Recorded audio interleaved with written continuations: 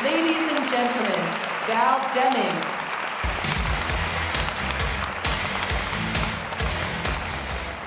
Well, good afternoon, everyone. What an honor it is for me to be here with you today. You know, I woke up this morning in my beautiful hotel room. I got dressed and waited for the car to pick me up. I got here to this beautiful room, looked at this very impressive dais, and I asked myself the question, what in the hell am I doing here? Then I remembered Joanna Coles and her commitment to providing amazing opportunities for women who otherwise may not have them. I am here today because Joanna asked me, and I was honored to say yes. Now, I served as Orlando's first woman chief of police. But before I held the position of top cop, I spent 24 years chasing down the bad guys. Not exactly what you would call a glamour job, but as you can imagine, there was never a dull moment.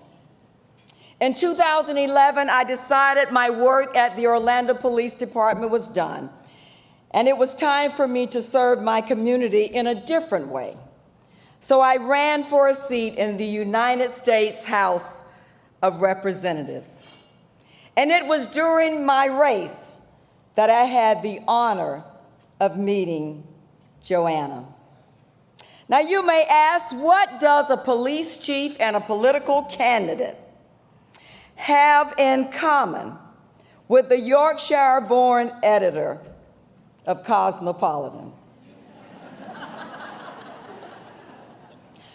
Well, down south where I'm from, we've put people in jail for following the sex advice you find in Cosmo.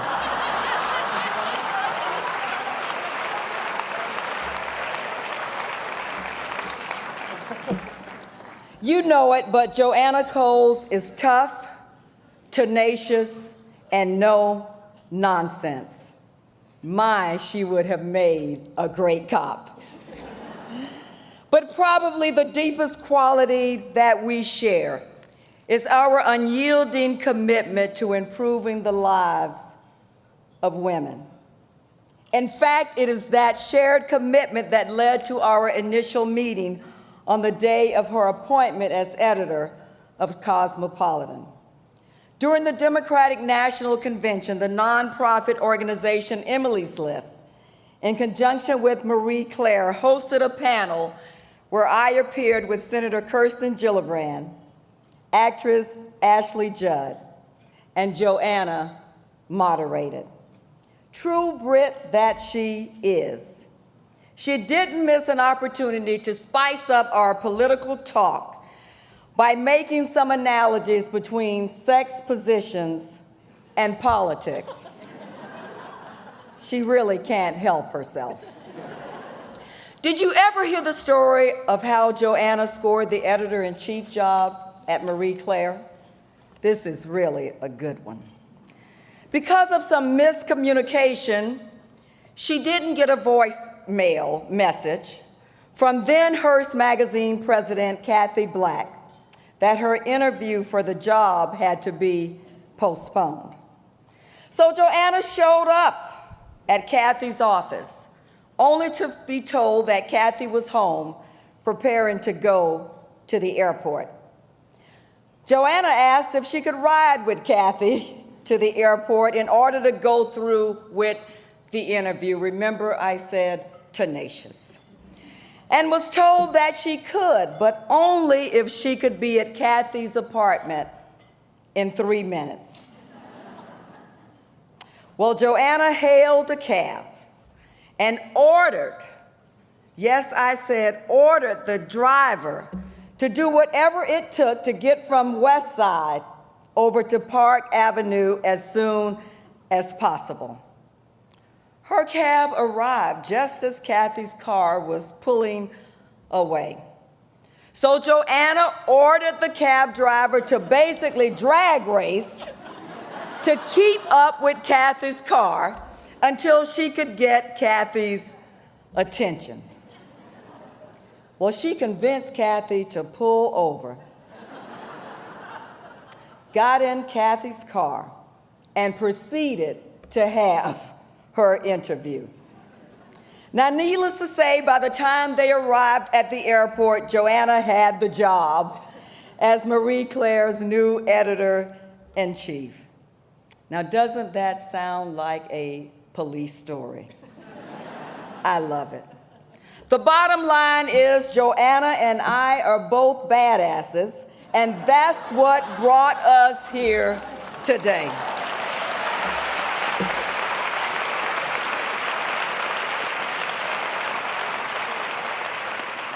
And that's why I am so proud to be presenting her with a Matrix Award, the top award reserved only for those who are fun, fearless, and female.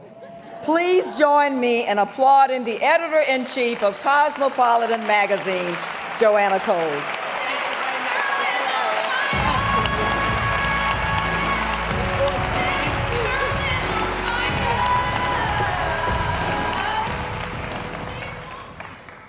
Oh, thank you, Val, for that lovely intro. Val really is everything a New Yorker could want in a friend. She's brilliant, she's warm, she's witty, and she's completely at ease with firearms. And in fact, if I go on too long, she's already told me she's going to put me in a chokehold and whisk out some handcuffs. Obviously, I'm familiar with handcuffs, being the editor of Cosmo. That's not what she had in mind. I am so grateful to receive this prestigious Matrix Award and to share the air with so many quite extraordinary women. Hashtag humble brag, I speak tweet. This is actually a pivotal lunch in my life. Years ago, someone clued me in on the 4 stages of every magazine editor's career. And I'll use myself as an example in this. Those 4 stages are: 1, who is Joanna Coles? 2, get me Joanna Coles. 3, get me the new Joanna Coles. And 4, who the fuck is Joanna Coles? I bring this up because right here, at this very moment, you're witnessing my passage from stage 2 to stage 3. And to all you younger Brits out there eyeing my position, consider this.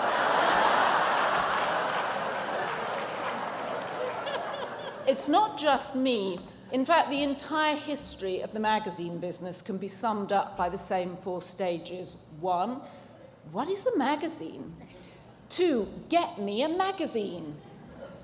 3, get me a new digital magazine. 4, what the fuck's a magazine?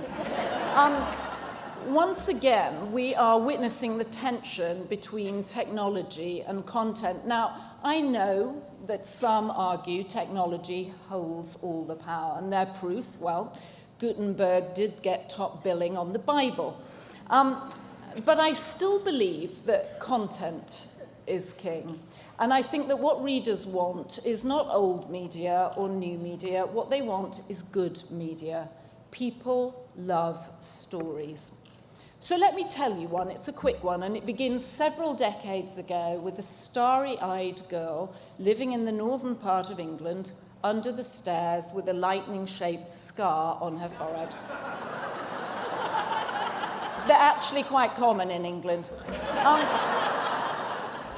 This girl dreamed of working in publishing, and by age 9, she had launched her own magazine. It was called Your Choice, and she hand-delivered it to neighbours who, ironically, had no choice. They had to accept it. And she even sent a copy to Her Majesty the Queen, and surely nothing came of that. But it did. a lady-in-waiting wrote back to say that the palace was looking forward to reading more issues.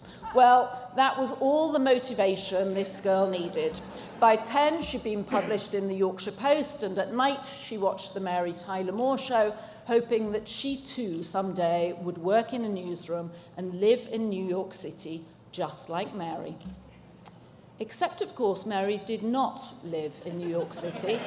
She lived in Minneapolis, but the young girl was too naive. Okay, I was too naive. Yes, that girl was me. That was my story. And I have to tell you, it was only 2 years ago that I realized that Mary lived in the Twin Cities.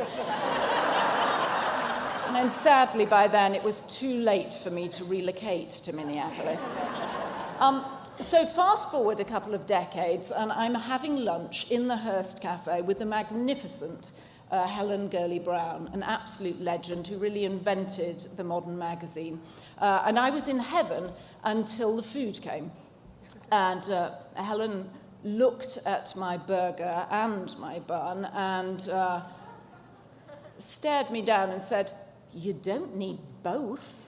So when it came to my meal, having it all did not quite apply. Nevertheless, I'm thrilled to be carrying on her important tradition of fearlessness and fun. And I've been at Hearst for 7 years now, and I can tell you, it's not just a family company, it actually feels like a family working there. Ellen Levine, Michael Clinton, and David Carey are my sort of first, more experienced cousins, and I'm thrilled they're here today. And I've had so much fun, laughter, and stimulating debate with my three sisters, the heavenly Lucy Kaelin, Anne Fullenwider, and the fabulous Joyce Chang, and I call them my stepsisters in publishing, dear Nancy Cardone and Donna Lagani. And then there's my husband, the ever-supportive Peter Godwin. Honey, we'll have a private celebration later, Cosmo style. And we're also the very lucky parents. Oh, come on, guys. We're also the very lucky parents of two outstanding sons, Thomas and Hugo, who are here today.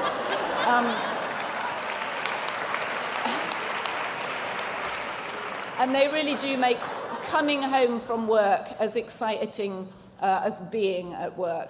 And, you know, if I could go back and speak to that 9-year-old girl living in the north of England under those stairs, I would tell her two things.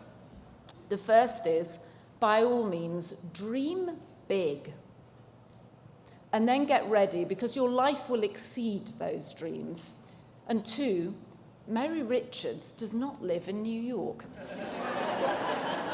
But I do. And so today, I truly feel I might have made it after all. So thank you.